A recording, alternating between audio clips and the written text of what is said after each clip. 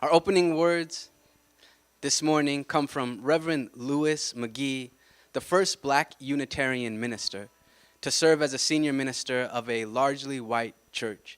He said, "Our religion is a religion of social concern, a religion of intellectual and ethical integrity, a religion that emphasizes the dynamic conception of history and the scientific worldview, a religion that stresses the dignity and worth of a person as a supreme value and goodwill as the creative force in human relations."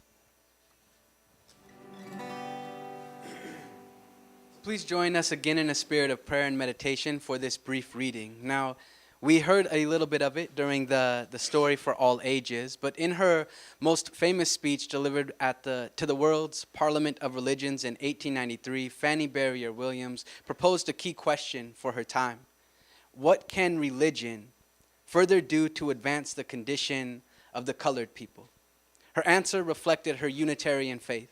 She said, more religion and less church, less theology and more human brotherhood, less declamation and more common sense for love, more common sense and love for truth. She went on to describe the tendency of creeds and doctrine to obscure religion, to make complex that which is, oh my goodness, okay. This is what happens when I try to read and I don't let it just flow. She went on to describe the tendency of creeds and doctrine to obscure religion, to make complex that which is elemental and simple, to suggest partisanship and doubt that which is universal and certain. I don't know if that made sense, but I hope that you were able to embrace some of that. Even in the face of racism and discrimination, she proclaimed, "I dare not cease to hope and aspire and believe in human love and justice." Our program today is the promise and the practice of our faith in honor of Black History Month. There will be a unique combination of facilitators for this program, but to begin, Reverend Karen will be sharing a little bit, and then we will hopefully have time to do a discussion. So please feel free to welcome, as she is already here, Karen. Any warmth is very, very appreciated. You know, I noticed that I'm the one who always starts the applause, because if I'm not applauding, there isn't any. Thank you! I figured that's the only possible explanation. It can't be anything personal. Thank you, Kevin. Well, as a matter of fact, there are many ancestors who are Black, who are African American, who are Unitarian Universalist, and who have helped to shape our tradition, whatever background, whatever skin color, whatever ethnicity or culture we come from. So Jafan and I made an agreement that I would share some stories, and then we would have some time. I would do my best to make sure we have some time to visit about those stories, and then Jafan, public speaker, peer, youth mentor, and all-around wonderful person will facilitate that conversation for us. So I'm going to introduce us to some people we may not know and some historical happenings within our Unitarian Universalist tradition that we may not know about. And this is an introduction. I'll share a little bit. And my hope is that in the coming weeks and months, we can really spend some more time, particularly with a couple of the historical phenomena within our Unitarian Universalist tradition. So know from the get-go that I know that this is that just that very, very shallow top part of the water, and it's much, much deeper. The promise and the practice of our faith is a service, is a celebration that Black Lives of Unitarian Universalism has asked all Unitarian Universalist congregations to engage in, and actually called us up on the phone to make that invitation. So it's an honor to participate with people, Unitarian Universalist people, doing this same work all over. So I'd like to introduce you to Frances Ellen Watkins Harper. Frances Harper. Frances Harper was not only a Unitarian Universalist person, She was also the first black woman to make her living as an author in this country. Did you know it? No. So she was born Frances Watkins, and she was married into the name Harper. And her first book, Forest Leaves, was published right about the time she was 20 years old. Those of us who aren't 20 anymore, can you imagine? And this book, Forest Leaves, was thought to have been lost for a couple of generations, and it's since been found. So when we have more time, I think we can spend some time with those poems that she wrote. Naomi and Ruth was one of them. Anyway, she was born free. She was born in Maryland, and round about there were many fugitive slave laws or fugitive slave acts. Yes, I'm hearing the frustration. In 1850, the Fugitive Slave Act, passed at that time, said that any slave or any enslaved person who had escaped could and should be returned to slavery. So that's pretty unjust, pretty cruel in and of itself. What it amounted to was also that free black people were being enslaved then, because a person accused of having been a slave had no right to a trial. So in her lifetime, she was born with more freedom than she had when she became a young adult. So she fled to Pennsylvania, I believe, and it was there that she became a Unitarian. And she continued to be an AME person as well. So she maintained kind of a dual religious identity. And she also, like Fanny, who we met, made her living. She made a living as an author. And another time, and much of what she was writing about was abolition. And her words are very, very compelling. And I just want to read you a little bit. 100,000 newborn babes are annually added to the victims of slavery. 20,000 lives are annually sacrificed on the plantations of the South.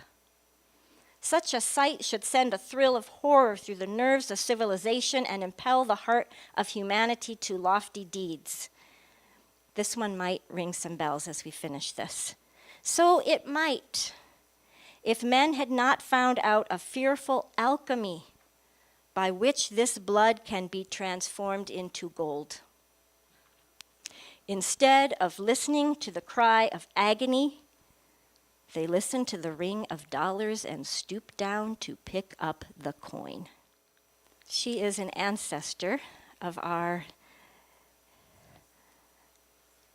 belief in and work for freedom for all people. Now I will show you. You got to see Sophia's rendition of Fanny. This is what people who knew her really thought she looked like at the time. Fanny Barrier Williams. And we told you some of her story, and you got to hear some of her words. And what I want to share about her experience was she was also a free black woman. And she found she had a lot of friends who were white and friends who were black. And she would get support for the things that she was doing until, as she put it, she set out to do something large or out of the ordinary. And that was when she experienced pushback.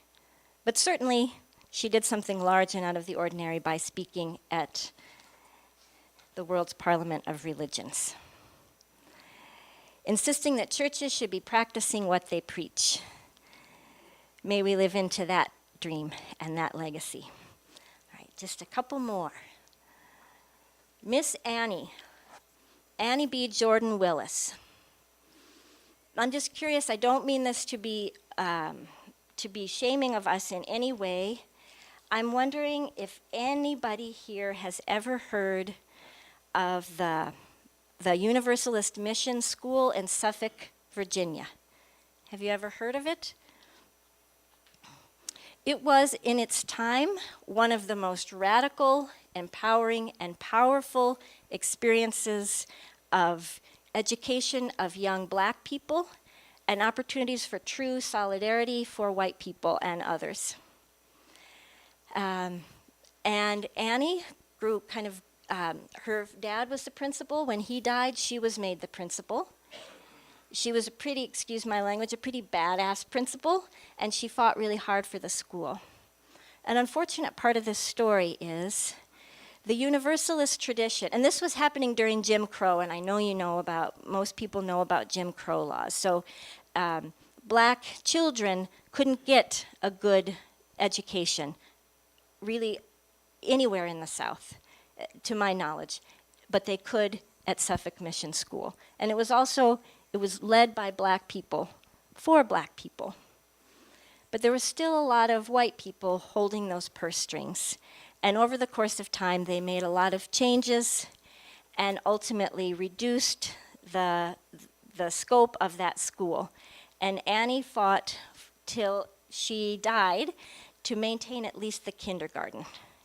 And the stories that people who grew up in that kindergarten have to tell still convey the power of that experience. But for me, this story is a cautionary tale about when it comes down to money, how important it is to stay focused, particularly as allies, on the voices of the people who actually know.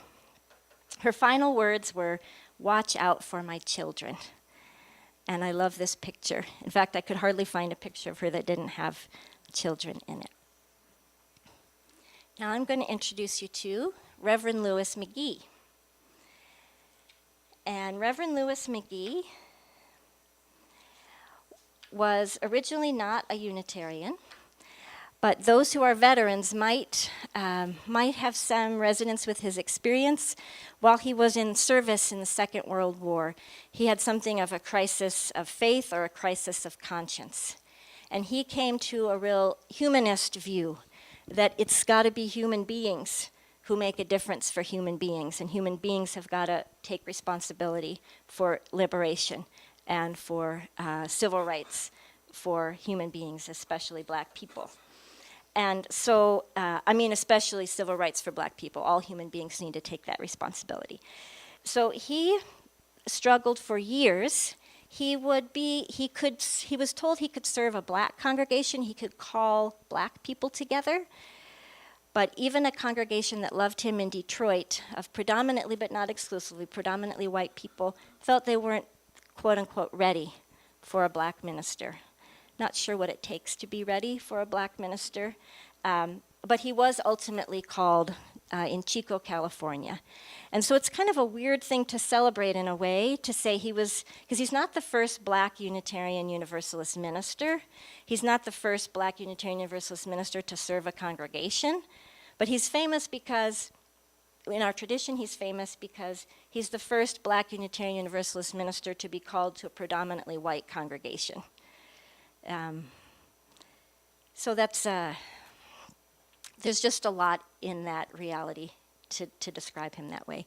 So I'm going to quickly run you through this, and I really want to spend more time with this another time. The black empowerment controversy is the background to the formation of Black Lives of UU. And in a sentence, in the 1960s, UU ministers and UU people showed up in that struggle for civil rights, the marches in Selma, and the marches in Alabama at that time. 2/3 of UU ministers went and answered that call by Martin Luther King Jr. And again, when it came down to money, there were many broken promises. There were big promises and big votes, and then broken promises, which led to probably at least 1,000 black UUs leaving the tradition. And I do want to share more about that at another time. And many black UUs have come back in spirit and in body. Some never will.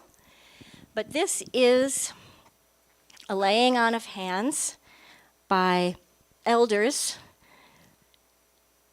on the organizing collective of Black Lives of Unitarian Universalism.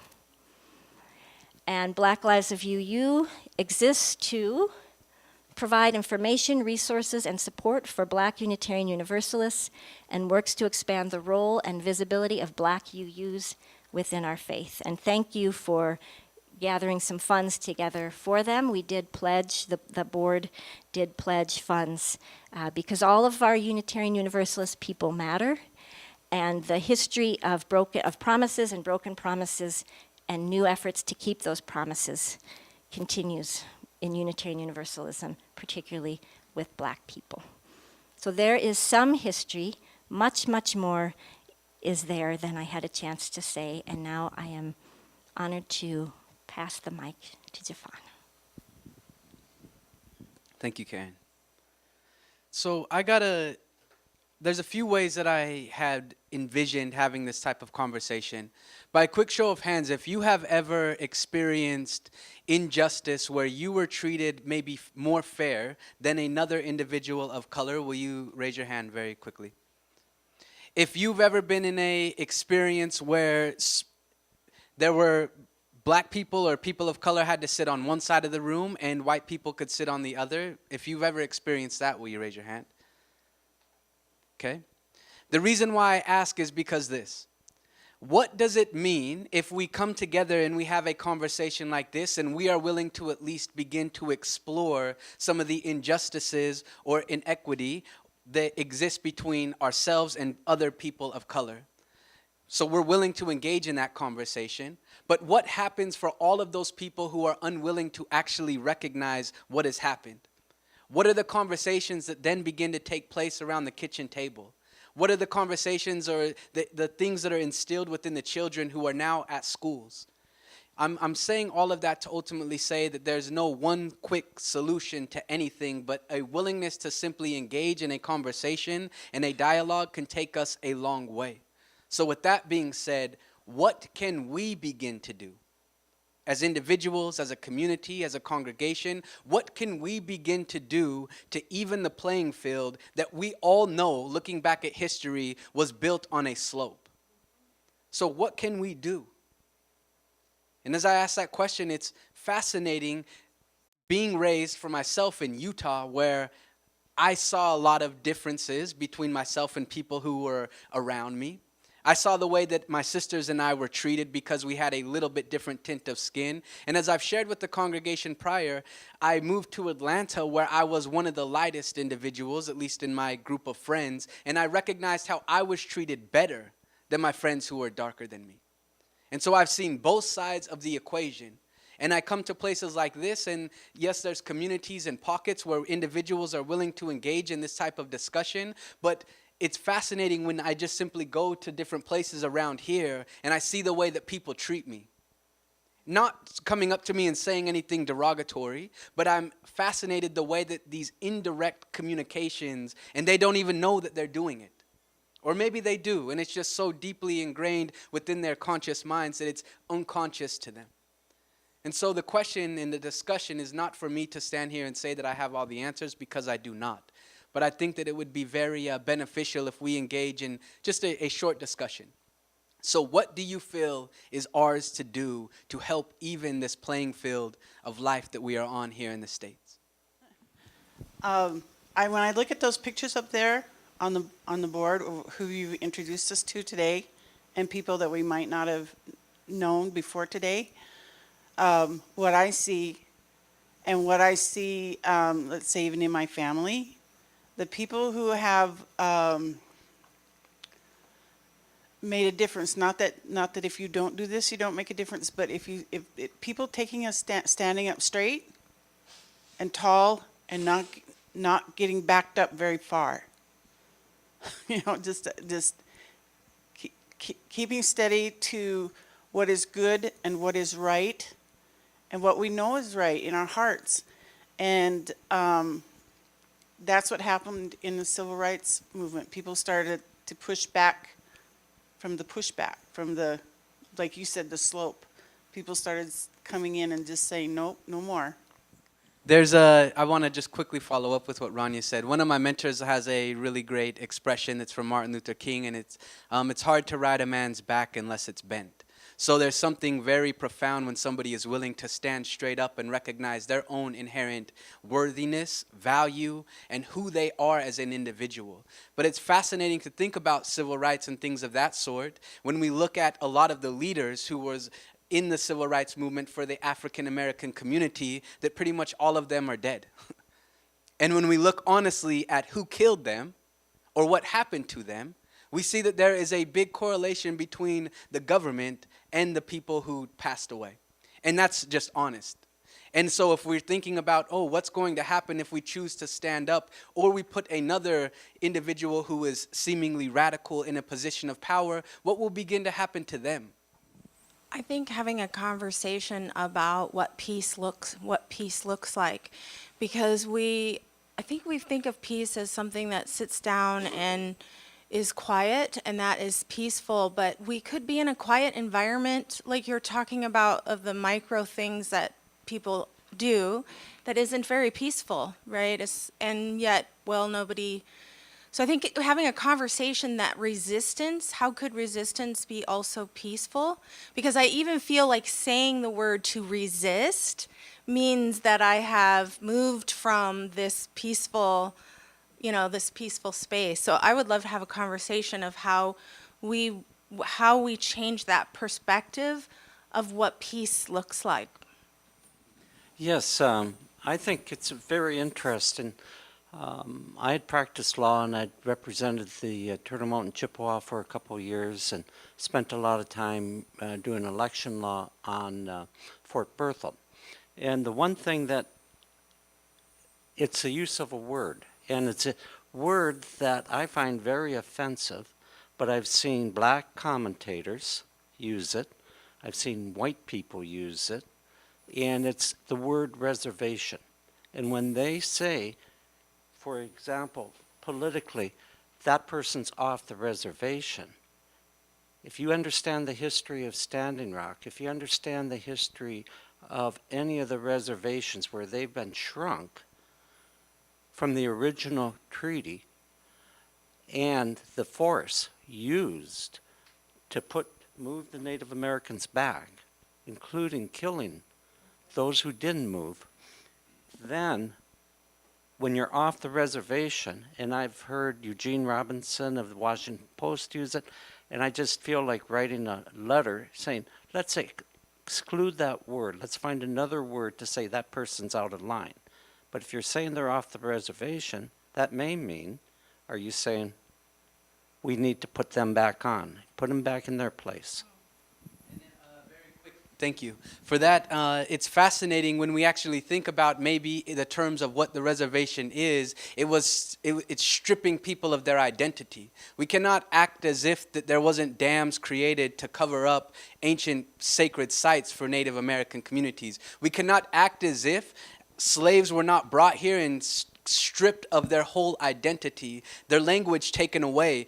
If those of us who have been in part of any religious type of setting where it's Christian, if you've ever seen a black angel on the wall in a predominantly white church, please let me know. If you've ever seen a depiction of a Jesus that looked as if he's actually from Egypt, so black skin, please let me know. It's fascinating what begins to happen when we don't see ourselves in the images that they are saying that we should espout to, because that immediately begins to separate us from the identity of being holy or being greater or being better. And when you do not have an identity as to who you are, then you are at the mercy of what somebody tells you to be. And it's been stripped and stripped and stripped and stripped. And now we see today that people are still confused, still unaware. And we look at the history or teachings of the Willie Lynch teachings that he brought to the slave owners in the South. And he said, if you enslave a physical body, you get them for so long. But if you begin to enslave the mind, you have them for centuries. And I feel as if we are still, as African American people, forgetting to recognize who we are, because we have been taught to hate ourselves. And we look on TV and we see depictions. I don't remember a cartoon growing up where there was a positive black representation in a cartoon. I don't see any of that. In movies, I don't see a lot of that. I see it's very European dominated. And Eurocentrism is beginning to seep its way into a lot of things. And I feel in order to truly begin to move forward, we have to be consciously aware, and we have to be willing to call out the BS. We have to be willing to ultimately say, if it doesn't reflect everybody, then we are not inclusive. The moment that we allow somebody to be separated from their greatest good in hopes that we can propel ourselves forward is the moment that we are continuing to keep that perpetual cycle over and over and over again. And as we think about inclusion, as we think about diversity, and I speak a lot on this, I bet we could go around this whole room and everybody would have a different definition as to what diversity and inclusion means. And if we do not have diversity and inclusion clearly defined, how can we ever achieve it? Name an organization in America that is truly inclusive. Is the government? Walk into this legislative hearings and look around the room. I was there the other day. There was only one other person of color. So how does that feel if you're in there in a room of everybody who looks the exact same, and when you get up and go to the bathroom, everybody is observing you as if you do not belong? So maybe the next time that you find yourself in a room where everybody looks just like you, question yourself and ask, what would I feel like if this was a room filled with African Americans? If I was in Atlanta and I was the only white person in here, what would you feel? Because that is what I feel on a daily basis. That is what the Native individuals feel on a daily basis. My friends who are here from Africa, they feel on a daily basis. But the only thing is we can't just act as if or ask ourselves, that's reality. And so as allies, as people who are willing to create an inclusive culture, we, from an individual perspective, must be willing to bridge those differences, even if it is uncomfortable, even if it's calling out what our ancestors did, even if it's calling out what maybe some of our families do, or even if it's calling out what we may have done in our lives. Because truth of the matter is, nothing's going to change unless we are willing to make that change. So. I'm gonna keep on till I find it. There is more out somewhere. Our closing words were delivered by Frances Ellen Watkins Harper in 1891 to the National Council of Women, a suffragist organization, in the face of racism within that group. Frances said, "O women of America, it is yours to create a healthy public sentiment, to demand justice, simple justice, as the right of every race. May it be so on the part of women and men and all of us today."